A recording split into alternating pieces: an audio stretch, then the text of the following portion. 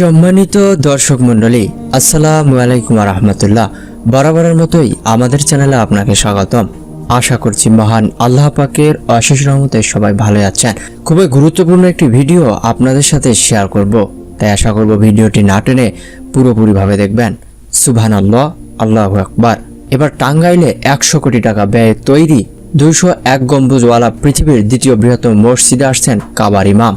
টাঙ্গাইলের গোপালপুরে সিমলা ইউপির দক্ষিণ পাথালিয়া গ্রামে ঝিনাই নদীর তীরে 201 গম্বুজের মসজিদ নির্মিত হয়েছে।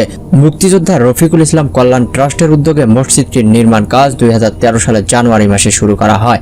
এলাকাবাসীর প্রত্যাশা, নির্মাণ শেষ হলে গিনেস রেকর্ড বুকে স্থান করে নেবে এই 201 গম্বুজ বিশিষ্ট মসজিদটি। জানা গেছে, মসজিদের দ্বিতীয় তলায় প্রধান দরজা তৈরিতে ব্যবহার করা হচ্ছে 50 মণ পিতল। এখানে একসঙ্গে 15,000 মুসল্লি নামাজ পড়তে পারবেন।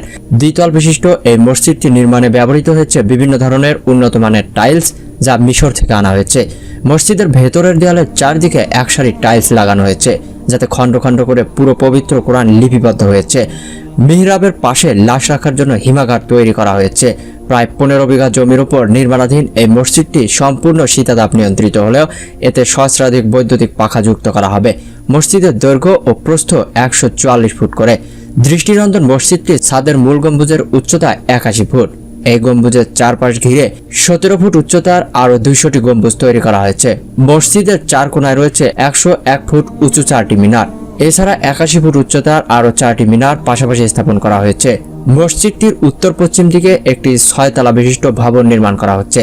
সেখানে বিনামূল্যে হাসপাতাল, এতিমখানা, বৃদ্ধাশ্রম, দুস্থ মুক্তিযোদ্ধা ও তাদের পরিবারের পুনর্বাসনের ব্যবস্থা থাকবে। এই বিল্ডিং এর ছাদে উঠলে মসজিদ ও নদীর সৌন্দর্য পুরোপুরিভাবে উপভোগ করা যায়।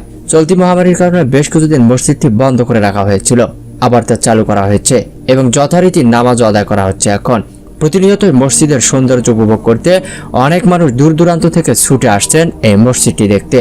এই বিষয়ে মুক্তিযোদ্ধা রফিকুল ইসলাম কল্যাণ ট্রাস্টের চেয়ারম্যান রফিকুল ইসলাম বলেন, মসজিদের ব্যয় ধরা হয়েছে 100 কোটি টাকা। বিশ্বের সব মসজিদের চেয়ে এর কারুকাজ অন্যরকম। মসজিদের নির্মাণ কাজ শেষ হলে কাবা শরীফের ইমাম এসে নামাজের ইমামতি করে এর উদ্বোধন করবেন। এ সম্পর্কে আপনাদের অভিমত কি? টাঙ্গাইলের নির্মিত 201 গম্বুজ বিশিষ্ট এই মসজিদটি কি গিনেস রেকর্ড বুকে স্থান করে নিতে পারবে? জানতে চাই আপনাদের খোলাখুলি মন্তব্যগুলি।